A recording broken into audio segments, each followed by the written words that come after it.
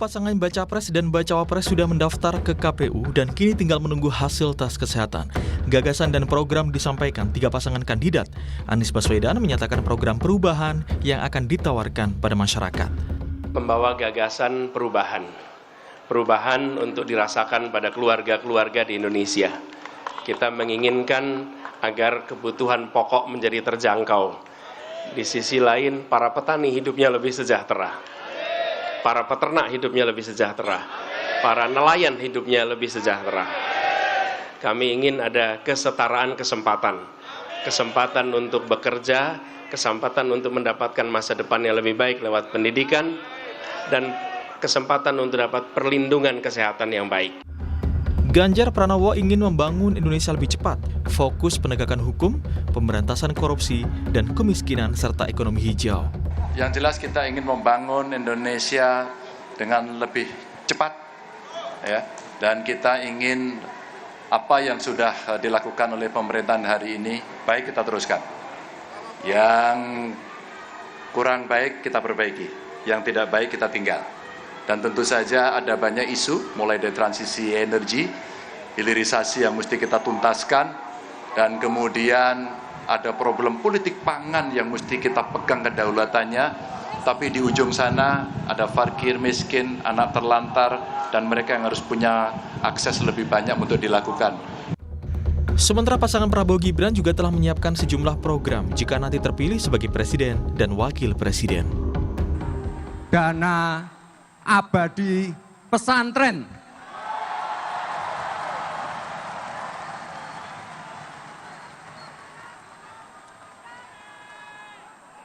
Dana abadi pesantren ini adalah mandat dari Undang-Undang Nomor 18 Tahun 2019. Nanti saya tambahkan lagi. KIS Lansia. Namun khusus program pasangan Prabowo Gibran, Menteri Keuangan Sri Mulyani memberikan respons. Menurutnya, program dana abadi pesantren dan kartu Indonesia Sehat untuk lansia sudah ada di era pemerintahan Jokowi karena telah masuk dalam APBN 2024. Jadi tadi pertanyaan mengenai apa program-program, mungkin saya nggak sebut populis, tapi yang pemihakan kepada masyarakat gitu. Karena itu sudah ditetapkan oleh Undang-Undang APBN, kartu sembako, PIP, KIP kuliah, bantuan PBI untuk masyarakat tidak mampu, termasuk tadi lansia. Semua program gagasan Capres-Cawapres akan menjadi bahan utama kampanye mereka demi memenangkan kontestasi Pilpres 2024. Tim Liputan, Kompas TV. Saudara, seluruh pasangan bakal capres dan juga cawapres jual janji dan gagasan program jika terpilih sebagai presiden dan wakil presiden. Program dan gagasan manakah yang kemudian relevan dan dibutuhkan masyarakat, dan juga mampukah janji mereka ini menarik simpati dari masyarakat? Pagi ini kita bahas bersama dengan sejumlah narasumber kita, diantaranya ada anggota tim pemenangan nasional Ganjar Mahfud, Tama S. Langkun, ada juga anggota tim kampanye nasional Prabowo Gibran, Mas Edi Suparno, dan juga anggota tim nasional kampanye pasangan Anies Muhaimin, Mas Syaiful Huda. Selamat pagi, Assalamualaikum Mas Edi, Mas Syaiful dan juga Mas Tama. Ya, kalau kita lihat ini kan sudah di spill ya, sudah ada beberapa yang dibocorkan. Salah satunya adalah yang paling disorot kemarin adalah dari Mas Gibran Rakabuming Raka soal dana abadi pesantren. Akan ada adu gagasan pastinya ya di situ. Tapi saya mau menginformasikan dulu. Ini saya semalam baru baca ini di Kompas ID ini terkait dengan kasus kelaparan di Yahukimo, Papua. Tadi kita lihat bagaimana kemudian salah satu paslon ini Pak Ganjar dan juga Pak Mahfud ini soal politik pangan. Mas Tama, apa yang bisa direalisasikan soal kasus kelaparan ini jangan sampai ada lagi begitu pada saat Pak Mahfud dan juga Pak Ganjar ini memerintah? Mbak Adisti, kalau kita lihat dari dokumen-dokumen yang udah kita submit KPU terkait dengan visi misi, kan sebetulnya ada 2 poin yang kita bisa highlight ya untuk menjawab permasalahan tersebut. Yang pertama tentu saja dalam konteks ini adalah pemerataan. Nah, dalam pemerataan ekonomi itu ada bicara soal bagaimana desa itu kita kuatkan, anggaran dilipat gandakan, kemudian akses terhadap pasar, tempat kerja, dan lain-lain sebagainya diperbaiki. Ini yang menjadi fokus agar kemudian kehidupan pemerataan ekonomi itu bisa berjalan. Itu yang pertama. Yang kedua adalah aspeknya soal kedaulatan pangan. Soal kedaulatan pangan ini kan kemudian juga tidak hanya sesederhana menyediakan kebutuhan pangannya saja, tetapi apa tahapan-tahapan yang bisa dilakukan. Kalau kita merujuk pada dokumen yang sudah ada, visi misi yang kita siapkan, tentu saja kita ada banyak tahapan yang harus kita lewati.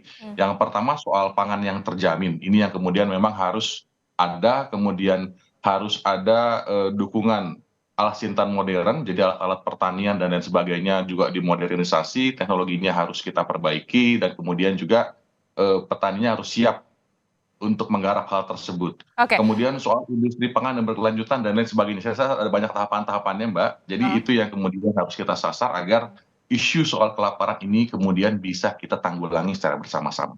Konkretnya akan seperti apa? Karena kita tahu kelaparan ini terjadi di distrik Amuma, Kabupaten Yahukimo di wilayah Papua. Tidak hanya di wilayah-wilayah Papua, tapi juga bisa dikatakan bagaimana kemudian jangan sampai ada kasus semacam ini di daerah-daerah terpencil, khususnya di daerah perbatasan. Langkah konkretnya nantinya akan seperti apa? Karena masalahnya begini, pendistribusian itu juga akan menjadi masalah karena jauhnya akses lokasi. Seperti apa, Mas Tama? Ya. Dalam visi misi juga itu sudah dijelaskan, Mbak. Memang juga ada treatment khusus ya. Artinya memang ruang-ruang untuk daerah-daerah tertentu, khususnya Papua, itu juga masuk spesifik kita masukkan dalam visi misi. Artinya penguatan di sana, akses terhadap jalan, kemudian pendistribusian, ketersediaan anggaran, bahkan kemudian sampai ke perbaikan birokrasinya dan lain sebagainya, itu semua sudah kita masukkan, kita rumuskan dalam visi misi. Jadi mudah-mudahan apa yang kemudian jadi masalah hari ini itu bisa kita jawab, khususnya kalau kita bicara soal Papua, karena memang, Mbak, itu Papua betul-betul juga salah satu yang masuk di state dalam pernyataan atau rumusan gagasan yang disampaikan oleh Mas Ganjar dan Prof Mahfud. Jadi kalau soal nyatanya seperti apa, tentu kita harus lihat dari banyak sisi. Ketersediaan anggaran, akses terhadap jalan, kemudian juga soal ketersediaan pasar, penguatan desanya, karena nggak bisa kemudian hanya dikirimkan, kemudian bisa makan, nggak begitu. Modelnya adalah bagaimana ekosistem yang ada di sana itu diperbaiki. Jadi memang akan panjang tahapannya, tapi yang mau kita pastikan adalah soal kelaparan ini juga menjadi isu kita bersama di era modern. Seperti ini masih terjadi, itu kan berarti banyak masalah yang perlu kita selesaikan. Oke, miris sekali. Kemudian kita masih membaca soal kelaparan ini, masih ada kasus semacam ini di 2023. Kemudian tentu saja kita harapkan ada negara hadir di sana dan juga ada segera bisa dikatakan tidak hanya sekedar bantuan, tapi bisa dikatakan solusi yang konkret begitu ya. Mas Edi, kalau kita lihat Pak Prabowo dan juga Mas Gibran ini kan, kalau Pak Prabowo sendiri menjanjikan susu gratis, betul ya, Mas Edi ya? Betul. Mas Edi, Ya, nah soal kasus kelaparan, kalau contoh kasusnya ini di Yahukimo dan soal yang janji kita relatekan ke janji pemberian susu, kalau saya mengutip salah satu portal berita itu diperkirakan anggaran untuk membeli susu itu sebesar 44,36. Bagaimana nanti realisasinya? Pertama begini, Pak, yang ingin kami sampaikan bahwa berbagai program yang diajukan oleh Pak Prabowo, Mas Gibran itu tidak hanya kita memberikan solusinya saja terhadap berbagai permasalahan yang ada, tetapi juga sumbernya dari mana. Nah, itu juga kita berikan. Nah, jadi tidak hanya kita sampaikan bahwa harus ada penciptaan lapangan kerja, hilirisasi, ekonomi hijau yang berkesinambungan, terus kemudian juga ada kedaulatan pangan, kedaulatan energi. Tidak hanya itu saja, tetapi dari mana sumbernya? Salah satu yang kecil yang tadi disebutkan untuk pemenuhan susu gratis bagi anak di sekolah, yaitu kita sudah perkirakan dan sudah kita hitung bahwa harus ada optimalisasi pendapatan negara. Oleh karena itu salah satu dari visi misi yang dalam program yang sudah dicantumkan adalah pembentukan Badan Penerimaan Negara. yang itu betul-betul berfokus untuk penerimaan negara. Kita ingin memisahkan antara penerimaan negara dengan institusi yang mengeluarkan dana. Nah, penerimaan negara ini juga kita lihat saat ini tax ratio di Indonesia itu terendah di ASEAN. Kita itu tax ratio-nya masih di bawah 10%, 9,3%. Nah, ini ada ruang yang besar untuk meningkatkan tax ratio itu. Berdasarkan rekam jejak yang sudah ada, tax ratio itu bisa meningkat dengan aturan yang ketat antara 0,5 sampai 0,6% per tahunnya. 1% peningkatan tax ratio itu berarti pendapatan negara bertambah 210 triliun rupiah. Dan itu bukan angka kecil. Ini adalah angka untuk menambal APBN yang saat ini terpaksa harus kita tambal kekurangannya melalui hutang. Nah, ini salah satunya adalah peningkatan tax ratio. Bagaimana cara kita meningkatkan tax ratio? Pengawasan diperketat, digitalisasi, otomatisasi sistem itu harus dilakukan. Dan untuk investasi digital sistem itu tidak memerlukan dana yang banyak. TKDN-nya pun tinggi. Jadi kita sudah memberikan solusi komprehensif terhadap apa yang dibutuhkan dan dari mana sumbernya. Itu, dan kita di dalam visi misi itu juga ditekankan bahwa kita akan minimalisasi penambahan hutang negara ke depannya. Oke, jadi bisa dikatakan ketika ada nanti programnya itu terrealisasi begitu ya, soal susu gratis saja kalau misalkan itu ada harus menyiapkan 44,3 triliun rupiah. Ini dengan mempertimbangkan ini jumlah murid itu sekitar 57,98 juta dan jumlah harinya 255. Jadi sudah tahu ya dari mana uangnya begitu ya? Ya, jadi kita tidak hanya bicara bahwa kita akan menyediakan apa yang akan ditawarkan kepada masyarakat, tetapi juga sumber dananya harus jelas dan itu bukan dari hutang. Oke, jadi jangan sampai ngutang begitu ya? Jangan ada hutang tambahan yang tidak perlu. Oke, saya ke Mas Saiful. Mas Saiful, kalau pasangan Anies Muhaimin kan kalau kita tahu kan selalu membawa gagasan perubahan. Nah, kalau untuk soal kelaparan, kemudian juga tadi kalau Mas Edi bilang kalau Pak Prabowo dan juga Mas Gibran ini soal gagasannya susu gratis, perbaikan gizi terhadap ibu hamil. Nah, kalau untuk pasangan Anies Imin ini seperti apa? Perubahan apa yang nantinya bisa diberikan kepada masyarakat? Ya, terima kasih Mbak. Yang pertama, kasus kelaparan itu potensinya tidak hanya yang terjadi di Papua. Kita hari ini punya 8-9 juta masyarakat kita yang pada posisi kemiskinan. Nah, pada konteks itu potensi kita untuk terjadi kelaparan di mana-mana cukup besar. Kita selalu sampaikan kita satu negara, satu bangsa, tapi belum satu kemakmuran. Kasus ini yang menjadi agenda perubahan kita. Kami mendorong 8 jalan perubahan, 2 diantaranya adalah menyangkut soal ketersediaan pangan yang mencukupi dimanapun. Indonesia yang begini makmur, saya kira tidak boleh ada yang kelaparan. Nah, pada konteks itu ketersediaan bahan pokok yang murah, yang bisa diakses dimanapun penduduk dan masyarakat kita berada, negara harus hadir dalam suasana menyediakan bahan pangan yang pokok dan tersedia di mana. Oke, langkah konkretnya akan seperti apa untuk pasangan Anies Imin ini? Dari 8 jalan perubahan itu, kami mendorong bagaimana proses pembangunan tidak hanya bertumbuh pada pertumbuhan, tapi minus pemerataan. Jadi kenapa terjadi kemiskinan, kenapa terjadi kelaparan di berbagai tempat? Karena basis pembangunan kita tidak berbasis kewilayahan. Semua cara pandangnya serba Jakarta, padahal kebutuhan di Papua, kebutuhan di Sumatera, kebutuhan Jawa sebagian yang lain, itu perlu pendekatan pembangunan yang berbeda.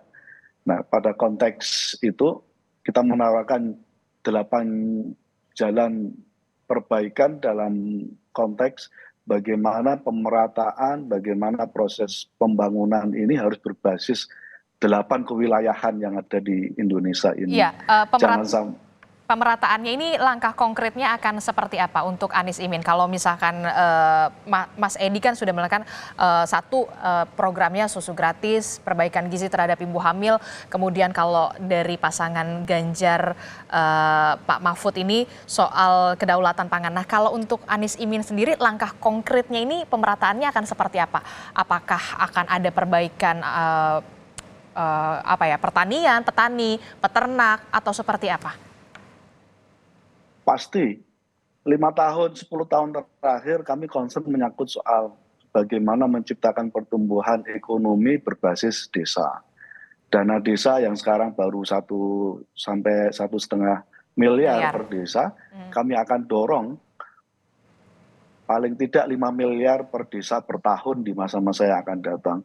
Karena kita ingin ketimpangan pembangunan di kota dengan di desa harus disudahi dengan cara kita perkuat pembangunan berbasis pada desa-desa. Karena hampir 49% penduduk kita ada di desa-desa, dan walaupun penduduk kita banyak di kota, hanya selisih 1-2%, tapi menyangkut soal kemiskinan adanya di desa.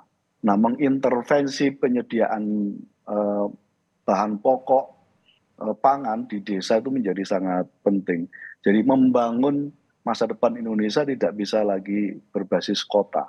Ke depan dari desa kita harus membangun Indonesia. Salah satunya adalah memperkuat desa, menyelenggarakan berbagai kebutuhan yang dibutuhkan oleh masyarakat.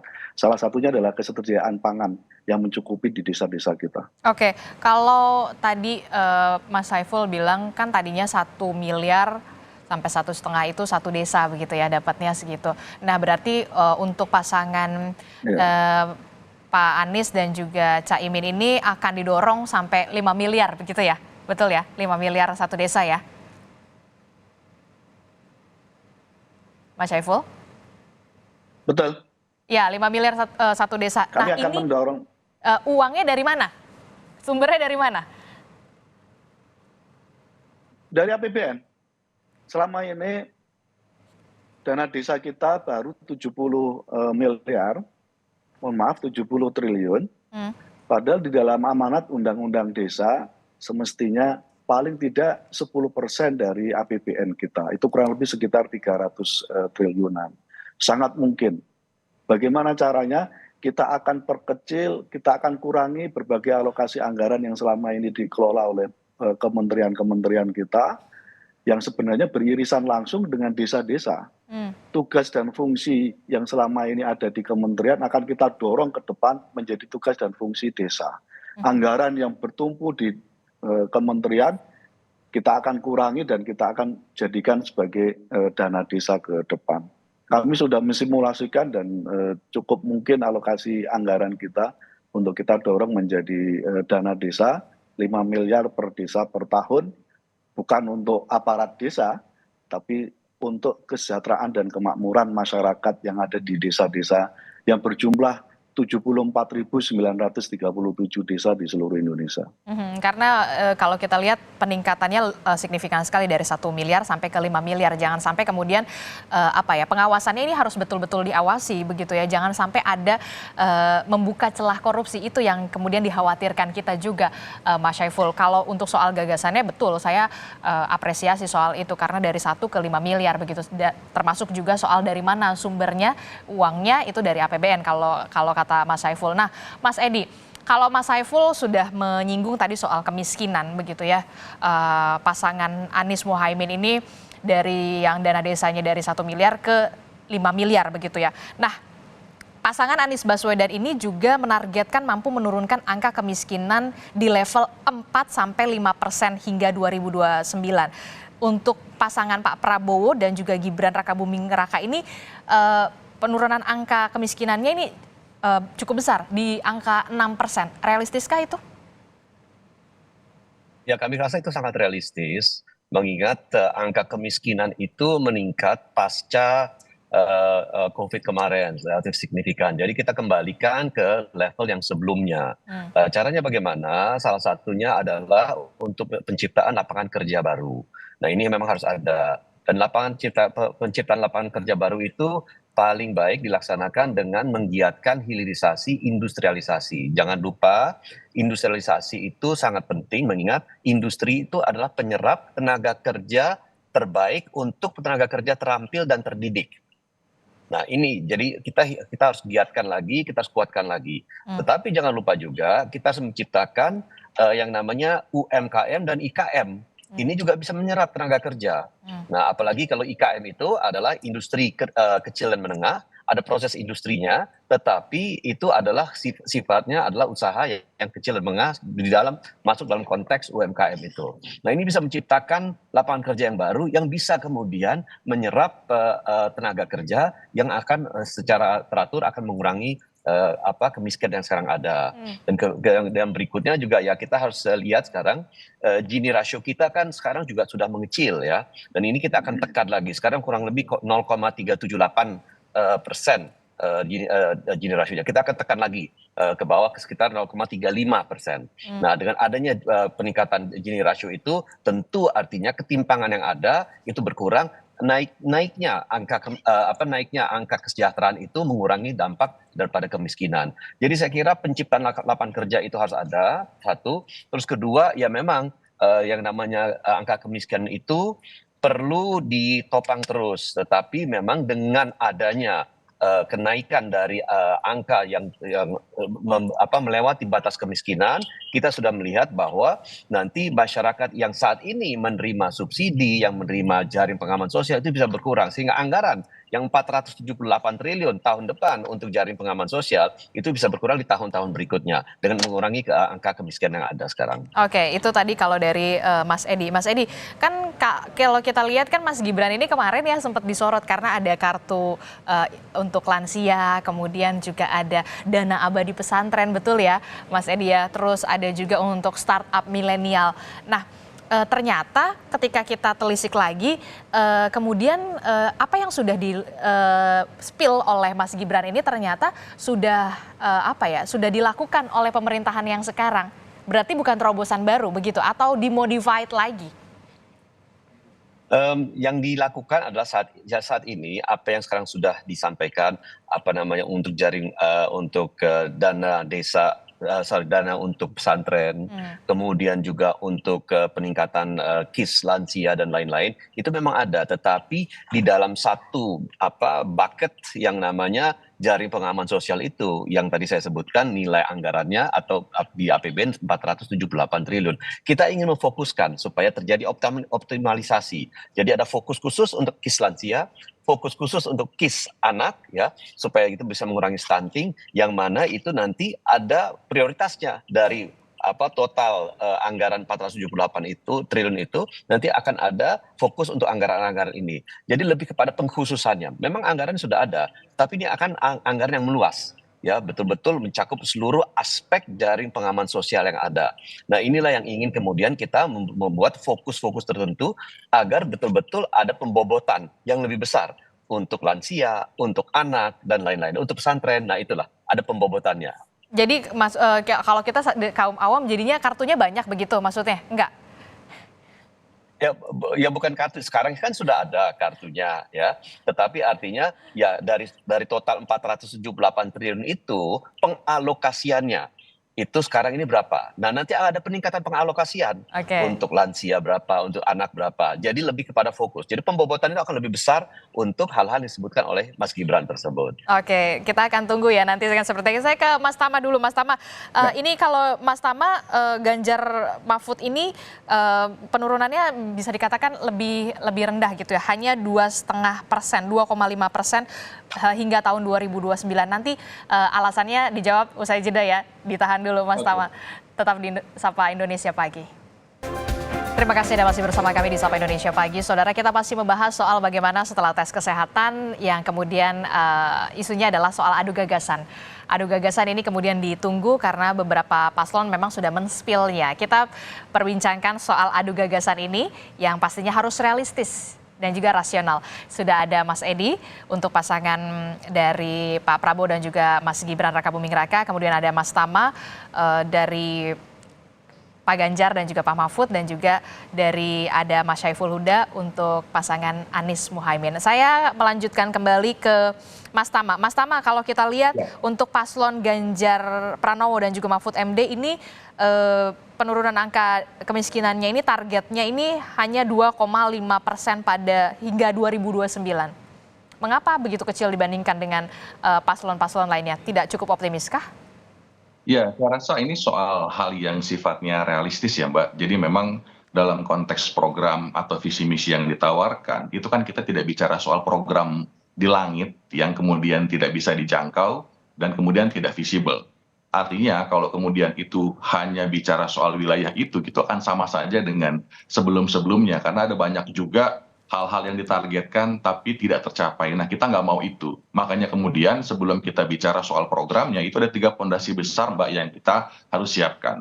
Yang pertama adalah soal pelipat gandaan anggaran. Inilah kemudian harus jadi kunci, jadi penopang sebelum kita bicara soal programnya. Ada pemberantasan korupsi, ada juga soal digitalisasi birokrasi. Jadi 3 ini menjadi fondasi sehingga apa yang kita targetkan itu bisa kita capai. Termasuk menjawab soal dari mana anggarannya. Nah, dalam konteks pelipat gandaan anggaran, itu kan juga ada banyak hal-hal yang akan dikejar begitu, misalnya soal ekonomi biru, ekonomi hijau, kemudian juga soal meningkatkan ekosistem, soal digitalisasi. Nah, ini yang kemudian kita harapkan itu bisa menjadi pendapatan baru di samping yang sudah ada sekarang.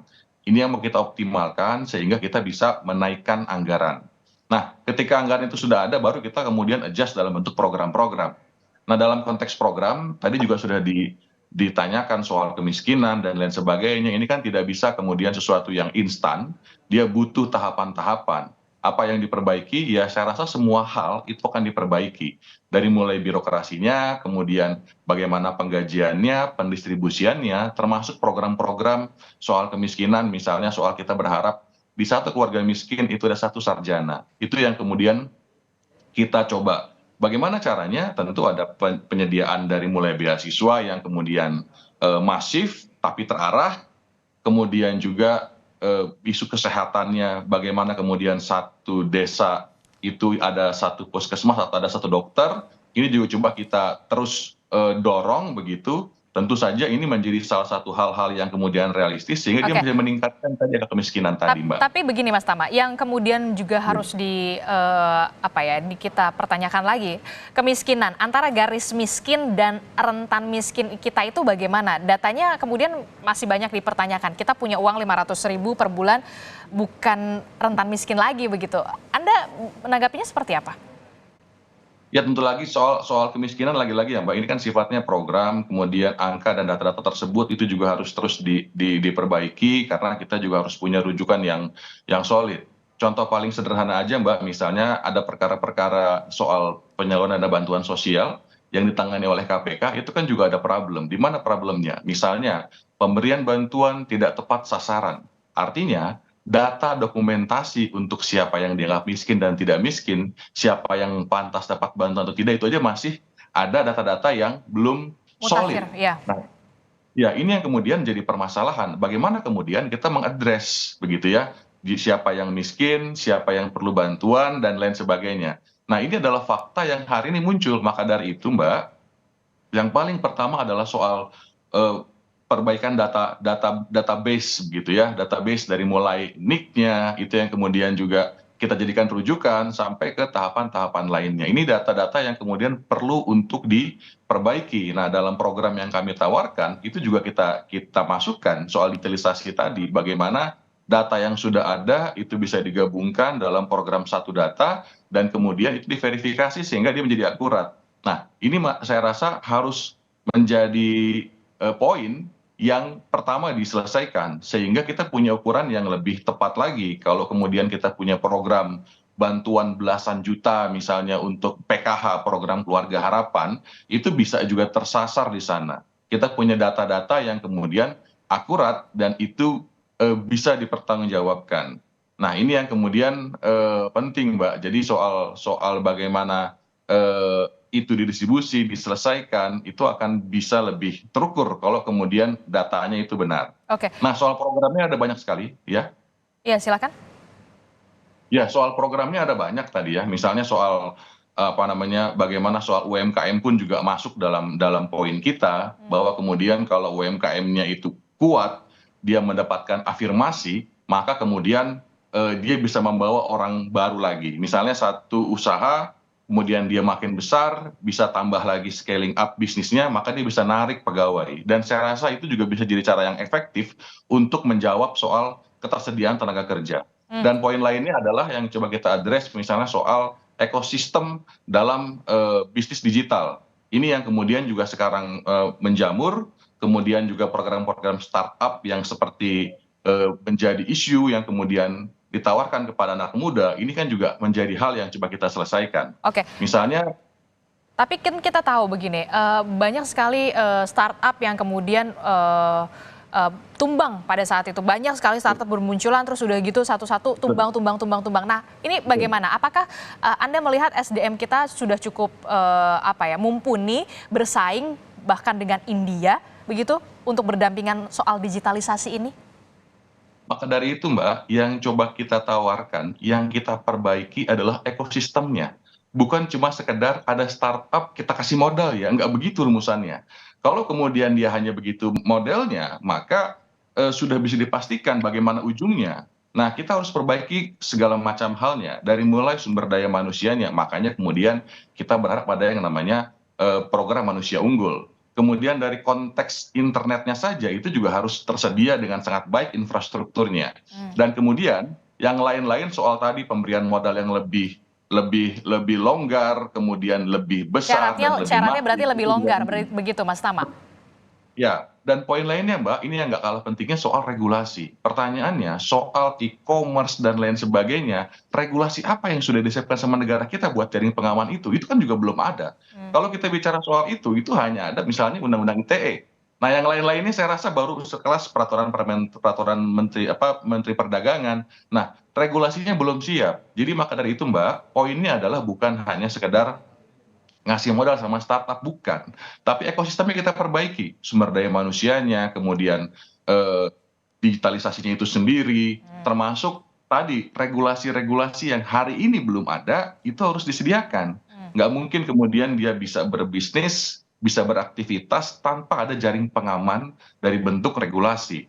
Nah, ini yang kemudian juga kita tawarkan dalam program-program Mas Ganjar dan Prof Mahfud, begitu Mbak. Oke, nah kalau kita lihat juga kan tidak hanya soal digitalisasi, kemudian soal apalagi ya tadi disebutkan UMKM begitu ya, dan juga startup. Nah, yang juga menjadi concern adalah bagaimana upah minimum provinsi. Saya sebutkan UMP yang ditetapkan tahun 2023 di Jawa Tengah itu sebesar 1,9 juta sekian, ya kan? Dan angka ini naik 8,01% dibandingkan dengan tahun sebelumnya yang hanya 1,8 juta rupiah. Tapi UMP Jawa Tengah ini tercatat menjadi yang terendah nasional pada 2023. Bagaimana? Apakah di pasangan paslon Ganjar Mahfud ini akan memberikan juga UMP, peningkatan UMP? Ya, nah dalam poin itu Mbak, memang kalau kita bicara soal yang paling rendah, ya memang dari dulu memang yang paling rendah. Ini yang memang fakta yang tidak bisa dihindarkan. Kalau kemudian dibandingkan dengan Jakarta, tentu dia tidak akan pernah apple to apple. Siapapun yang jadi gubernur tentu tidak akan bisa berlomba dengan Jakarta kalau kemudian dia ada di Jawa Tengah. Nah, yang kemudian kita coba selesaikan adalah bagaimana kemudian berapa angka kemiskinan yang sudah naik kelas di sana. Angkanya ada, nanti Mbak bisa lihat di lebih dari 1 juta kemiskinan di sana itu meningkat. Itu angkanya ada di Pemprov di Jawa Tengah di sana, yaitu ada di sana angka-angkanya. Jadi yang kemudian kita coba jawab adalah fakta yang sudah ada. Nah, jadi soal paling rendah itu sudah pasti, karena memang dari dulu pun begitu. Tapi peningkatannya ini yang menurut saya penting. Nah, selama Mas Ganjar di sana itu terjadi. Dan saya rasa dengan pola-pola peningkatan yang sudah ada, itu akan coba kita duplikasi dan coba kita kerjakan pada saat nanti Mas Ganjar menjadi presiden. Dan saya rasa itu bisa menjadi salah satu tawaran bagaimana kemudian meningkatkan UMP di masing-masing wilayah, begitu Mbak. Targetnya? Ya, soal target ini masih terus kita kita formulasikan, karena sebagai sebuah visi misi tentu basis datanya dia harus benar, dan tentu saja dokumen yang kami submit ke KPU, dokumen visi misi itu adalah sebuah living dokumen yang paling tidak kerangkanya sudah ada, kegiatannya sudah terlihat, tapi informasi-informasi yang terus berkembang tentu ini akan kita terus perbaiki. Jadi harapannya upaya-upaya meningkatkan kemiskinan bisa dilakukan. Nah, dari program-program yang ada itu kan sudah bisa terlihat apa yang mau dikerjakan. Soal desa, kita punya intervensi pelipat gandaan anggaran desa, kemudian perbaikan infrastruktur di sana, mengkoneksikan antara rumah, tempat kerja, pasar, dan lain sebagainya. Itu kita perbaiki. Kemudian soal sarjana juga kita siapkan pendidikannya, sehingga soal kemiskinan itu bisa dijawab di sana, Mbak. Oke, Mas Syaiful, kenapa saya berbicara soal ini? Karena erat kaitannya ketika kemiskinan, bagaimana juga kita harus menilik upah mereka, upah dari kaum buruh, para pekerja, yang kemudian soal UMP. Perubahan apa yang bisa dibawa dari pasangan Anies dan juga Muhaimin ini soal UMP? 8 wilayah terkait dengan agenda pembaharuan kita, perubahan kita itu termasuk adalah menaikkan semua terkait dengan apa yang tadi disampaikan, yaitu peningkatan dari nilai apa yang tadi disampaikan terkait dengan menaiknya secara signifikan, dan itu sudah dilakukan oleh Mas Anies di DKI, dan kita ingin itu menjadi role model bagi provinsi-provinsi yang lain. Jadi sebenarnya bisa. Kenapa Jawa Tengah kok masih terus dari dulu begitu, tidak ada kenaikan secara signifikan? Artinya memang belum ada ekonomi produktif yang bisa diciptakan secara maksimal di wilayah-wilayah itu. Kami punya 28 simpul, Mbak. Kami menyebutnya 28 simpul kesejahteraan. Kalau 28 simpul kesejahteraan ini diintervensi, dan ketika nanti Mas Anies dan Gus Imin terpilih sebagai presiden dan wakil presiden, 28 simpul ini akan menjadi concern penuh kami supaya kesejahteraan bisa menghampiri 28 simpul itu. Karena kami meyakini dari 28 simpul ini ketika diintervensi secara khusus dengan berbagai kebijakan, semua isu menyangkut soal kemakmuran di Indonesia bisa kita wujudkan. 28 simpul itu diantaranya selain tadi soal petani, nelayan, peternak, dan seterusnya, ada yang ingin saya sampaikan adalah menyangkut soal simpul guru. Nah, pada konteks simpul guru ini, kami sudah mengadres dan kami sudah submit di dalam visi misi kami, guru kita dorong ke depan sebagai profesi yang sepenuhnya pemerintah mengambil inisiatif, tidak hanya menjadi skema P3K, diangkat sebagai skema P3K, tapi semua guru kita ingin diangkat sebagai PNS. 2 juta guru kebutuhan kita di hari-hari ini yang sekarang baru diskemakan melalui skema P3K. Kita dorong supaya ke depan guru harus diangkat melalui jalur PNS. Ini penting untuk memastikan bahwa tulang punggung pendidikan kita adalah guru, dan kesejahteraan guru harus menjadi concern kita. Kita akan bangun konsensus nasional yang secara bersama-sama menyatakan bahwa salah satu profesi yang harus diprioritaskan karena guru adalah salah satu profesi yang melibatkan keteladanan sekaligus pengabdian, kita minta untuk diafirmasi melalui jalur PNS. Oke, berarti sudah dihapus P3K berarti ya, kalau misalkan tidak ada lagi P3K, berarti semua guru PNS begitu? 10 sampai 15 tahun terakhir ini tidak ada rekrutmen guru, Mbak. Terjadi moratorium. Ya, betul. Dan lalu baru 2 tahun ini dilakukan skema P3K. P3K itu dievaluasi kontraknya setiap setahun sekali. Itu artinya menempatkan guru sama dengan pekerja-pekerja yang lain gitu. Nah, padahal kita ingin penciptaan sumber daya manusia yang unggul dan seterusnya. Itu basisnya adalah pendidikan. Nah, kalau ngomongin soal pendidikan, tulang punggungnya adalah guru. Kesejahteraan guru menjadi penting sekali. Dan harus diangkat. Oke, kesejahteraan guru Ya. menjadi penting dan juga harus ada pengangkatan di situ ya. Kalau dari pasangan dari Anies Muhaimin. Nah, kalau dari Mas Edi Suparno sendiri seperti apa soal pendidikan? Kalau kita lihat kan pasangan Amin ini guru semuanya tidak ada moratorium soal PNS gitu. Kalau Mas Ganjar kalau tidak salah, koreksi kalau saya Mas Tama salah, naik gaji guru 30 juta bahkan. Nah, kalau Mas Edi Suparno sendiri seperti apa kalau dari pasangan Prabowo Gibran? Saya kira mungkin kita harus realistis dan tidak semata-mata populis saja ya, karena kalaupun kita realistis mestinya kan guru, terutama guru honorer yang selama ini bahkan ada yang sudah 20 tahun menjadi guru honorer, Betul. itu kan sudah diangkat menjadi guru tetap ya, dan mendapatkan penggajian yang lebih baik, terutama guru-guru yang memang berada di daerah 3T. Ya, itu memang salah satu dari fokus dan keprihatinan kita saat ini supaya bisa lebih sejahtera lagi. Nah, dalam hal ini kita ingin kemudian melakukan upaya bagaimana meningkatkan kesejahteraan guru.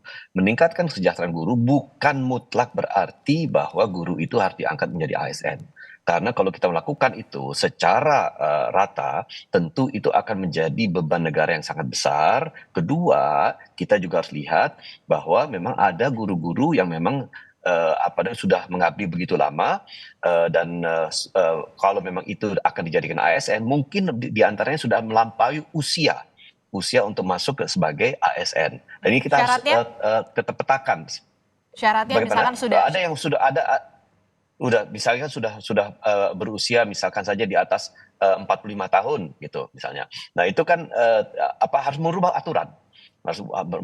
Nah, bagaimana kita kemudian melakukan perimbangan antara merubah aturannya, kemudian melakukan peningkatan status dari honorer menjadi ASN berapa persen, dan saya kira itu kembali lagi harus kita lakukan secara realistis. Tidak bisa sekarang kita sampaikan kita akan semua angkat guru honorer menjadi guru tetap, itu tidak mungkin. Ya, saya kira itu harus realistis, dan saya rasa masyarakat juga menunggu angka-angka, hitungan-hitungan realistis yang disampaikan. Apalagi kaum guru yang memang menanti hal tersebut. Kedua juga tadi saya ingin sampaikan mengenai upah untuk buruh ya. Terutama Jawa Tengah, saya kira Jawa Tengah saat ini yang termasuk yang rendah. Nanti akan ada peningkatan industrialisasi di Jawa Tengah. Supaya apa? Supaya nanti perlahan nanti UMP-nya juga akan naik di Jawa Tengah. Otomatis saat ini sudah mulai kelihatan ada migrasi dari usaha-usaha industri-industri yang saat ini ada di Jawa Barat yang memang UMP-nya sudah naik, itu pindah ke Jawa Tengah. Nanti ada peningkatan industrialisasi lagi yang dilakukan oleh Pak Prabowo dan Mas Gibran, di situ akan naik lagi. Intinya cuma satu yang saya sampaikan, bukan hanya kita meningkatkan UMP saja yang itu kita targetkan, tetapi tantangan terbesar buruh kita saat ini adalah digitalisasi, otomatisasi. Jadi harus ada peningkatan skill juga dari buruh kita untuk menjustify peningkatan UMP tersebut. Jadi harus sebanding ya antara kualitas dan juga apa yang diterima nantinya ya. Soal UMP itu harus ada kualitas dulu, begitu ya maksud Anda, Mas Edi? Ya. Oke, sebenarnya saya masih ingin membahas ini lebih banyak dan juga lebih luas, tapi ya karena memang waktunya juga terbatas begitu, nanti lebih lengkapnya, lebih lebarnya, komprehensifnya ya silakan Mas Tama, singkat saja. Ya, terkait dengan soal anggaran, ini kan memang tadi Jawa Tengah disinggung oleh Pak Mas Edi ya. Tentu Jawa Tengah belum nggak merata, karena untuk Solo sendiri agak spesial. Kita lihat ada 19 program nasional, itu nilai ratusan miliar yang dikirimkan ke Solo dengan kota yang menurut saya tidak besar seperti yang lainnya. Itu juga agak beda mungkin karena ada Mas Gibran di sana, dia mendapatkan banyak program-program pemerintah yang lebih gampang ketimbang kepada daerah lainnya. Jadi memang soal pendapatan, pengelolaan program, saya rasa treatmentnya mudah-mudahan ke depan bisa lebih seragam dan lebih sama. Oke, kita akan tunggu bagaimana nanti adu gagasan yang benar-benar sebenarnya begitu ya, nanti di debat Capres dan juga Cawapres pastinya kita akan nantikan bersama. Terima kasih Mas Tama, Mas Edi, Mas Syaiful Huda telah bergabung bersama kami. Yang pasti adu gagasan harus realistis dan juga rasional, jangan sampai janji-janji manis terlalu manis begitu, karena yang manis tidak terlalu sehat juga ya, nanti lama-lama bisa sakit. Terima kasih informasinya. Selamat